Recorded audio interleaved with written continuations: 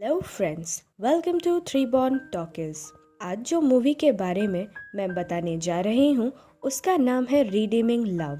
ये कहानी एक ऐसी लड़की के बारे में है जिसने अपनी पूरी लाइफ में हमेशा ही बचपन से दुख ही देखा है और ये दुख और कोई नहीं उसके चारों तरफ रहने वाले लोगों ने दिया है। मूवी के शुरुआत में हम देखते हैं एक ब्यूटीफुल सी लड़की को जो कि एक सेक्स वर्कर होती है और कोठे की सबसे ब्यूटीफुल लड़की होती है। उसके साथ रात बिताने के लिए लोग पैसों की बोली लगाते हैं। तभी उसे अपना बचपन याद आता है। बचपन में उसका नाम सैरा होता है। यहाँ हम देखते हैं कि वो अपने पापा से मिलने के लिए बहुत एक्साइटेड होती है क्योंकि वो अपने मॉम के साथ रहती है, पर उसके पापा को उसे और उसकी मॉम दोनों पसंद नहीं है। वो सैरा को बाहर घर की थोड़ी देर रहने को कहते हैं, पर बाहर रहकर भी वो अपने मॉम डैड की बात सुन लेती है। यहाँ उसके डैड उसकी मॉम को कहते हैं कि उन्हें एक दूसरी वाइफ और बच्चे हो गए हैं और वो उनके साथ ही रहेंगे क्योंकि अब उन्हें सैरा की मॉम में कोई इंटरेस्ट नहीं है। इसके बाद वो वहाँ से चले जाते हैं। सैरा और उसकी मॉम काफी दुखी हो जाते हैं क्योंकि अभी ना तो उनके पास पैसे होते हैं ना ही घर। वो दोनों अपना सामान पैक करके वहाँ से कहीं दूर चले जाते हैं। उसके बाद सैरा की मॉम को एक आदमी मिलता है जो उनकी हेल्प करने के बहाने उनकी मॉम का बहुत एडवांटेज लेता है और ऐसे ही उसकी मॉम एक सेक्स वर्कर बन जाती है। पर कुछ दिन बाद उसकी मॉम की भी डेथ हो जाती है और वो पूरी अकेली हो जाती है। सैरा अभी बच्ची थी, पर उस आदमी ने उसे कोठे पे बेचने ले गया था, जिस पर वहाँ की लेडी उसे कहती है कि सैरा अभी बहुत छोटी है और इसलिए ये कोठे के लिए सही नहीं है।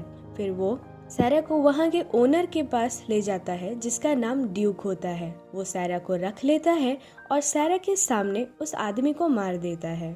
अब सैरा ड्यूक के पास ही रहती है और ड्यूक उसका नाम सैरा से चेंज करके एंजल रख देता है। टाइम बीतता है और एंजल बड़ी हो जाती है और काफ़ी ब्यूटीफुल सेक्स वर्कर बन जाती है। जब एक दिन बोली लग रही होती है तभी उसके पापा भी वहाँ बोली लगा रहे होते हैं और वो एंजल को चूज करते हैं। एंजल अपने पापा को तो पहचान जाती है, पर तब भी उनके साथ रात बिताने को हाँ कर देती है। जब सुबह एंजल के पापा को ये बात पता चलती है कि वो सेक्स वर्कर एंजल है तो ये सब वो बर्दाश्त नहीं कर पाते और खुद को गोली मार देते हैं। इसके बाद हम अपने मूवी के हीरो माइकल को देखते हैं जो कि एक फार्मर होता है। वो खेत में फ्रूट्स एंड वेजिटेबल्स लगा रहा होता है। एक दिन हम देखते हैं कि वो चर्च में एक ब्यूटीफुल सी वाइफ के लिए प्रे कर रहा होता है और दूसरे ही दिन उसे मार्केट में एंजल दिख जाती है। वो उसकी खूबसूरती का दीवाना बन जाता है और तभी उसका फ्रेंड बताता है कि ये इस टाउन की सबसे ब्यूटीफुल लड़की है और इससे मिलने के लिए लॉटरी लेनी पड़ती है। इस पर माइकल भी लॉटरी खरीदता है और कुछ दिन बाद जब माइकल का नंबर आता है तो वो एंजेला से मिलने आता है।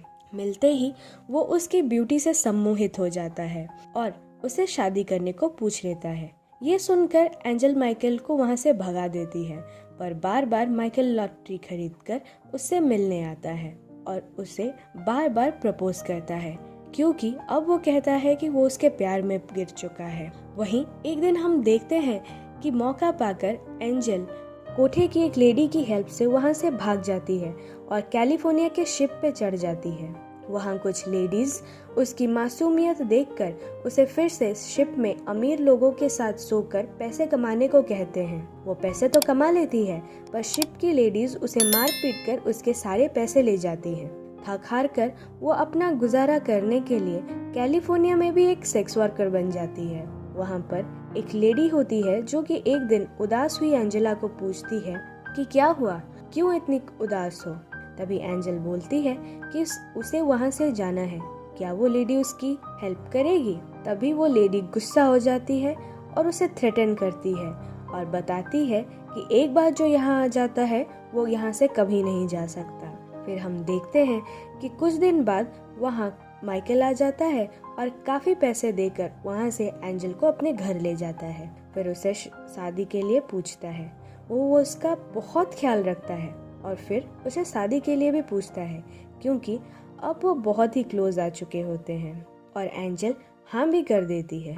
तभी वहाँ उनका एक रिलेटिव पॉल आ जाता है, जो कि एंजल को देखकर हैरान हो जाता है। वो एंजल को तुरंत ही पहचान जाता है और माइकल के घर पे होने का रीज़न पूछता है। वो बताती है कि माइकल ने काफ़ी पैसे देकर उससे कोठे से ले लिया है और वो उसे शादी भी कर चुका है। हैरान पॉल जाकर माइकल को एंजल के बारे में बताता है, पर माइकल को कुछ फर्क नहीं पड़ता। पर एक दिन जब पॉल जा रहा होता है तो एंजल माइकल को छोड़कर उसके साथ चली जाती है। पैसे नहीं होने पर पॉल भी उसके जिस्म का फ़ायदा उठाता है। वो फिर से जाकर एक सेक्स वर्कर बन जाती है, पर ये सब जब माइकल को पता चलता है, वो कुछ दिनों बाद वहाँ आता है और उसे ले जाता है। रास्ते में एंजल पॉल के बीच हुई सारी बातें माइकल को बताती है, पर माइकल उसे कहता है कि मैं तुमसे प्यार करता हूँ, मैं तुमसे नाराज़ कैसे रहूँ, और ये सारी बातें मुझे पहले से पता है।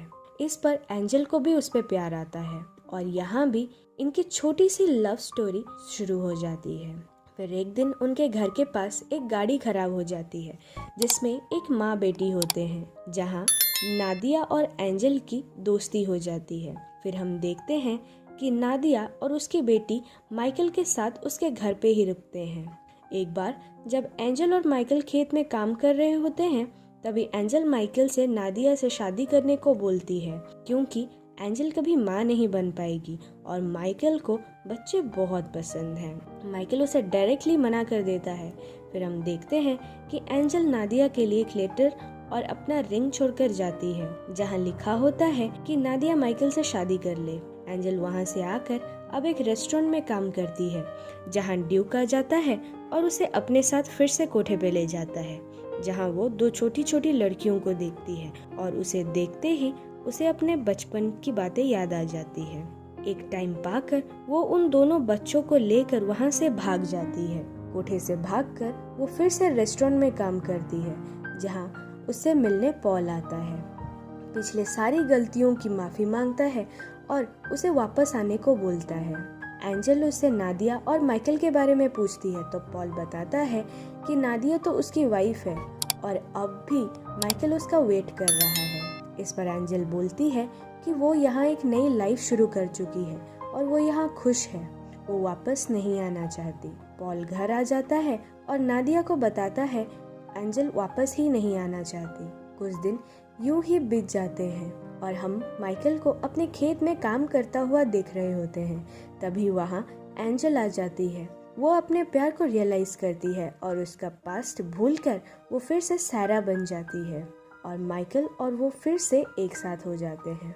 एंड में हम देखते हैं कि सैरा को एक बेबी होता है और वो हैप्पीली अपने फैमिली के साथ रहती है और यही मूवी की हैप्पी एंडिंग हो जाती है। सो फ्रेंड्स, अगर आपको ये मूवी पसंद आई हो तो लाइक और कमेंट करिए और ऐसी ही मूवीज के लिए चैनल को सब्सक्राइब कीजिए। Bye bye.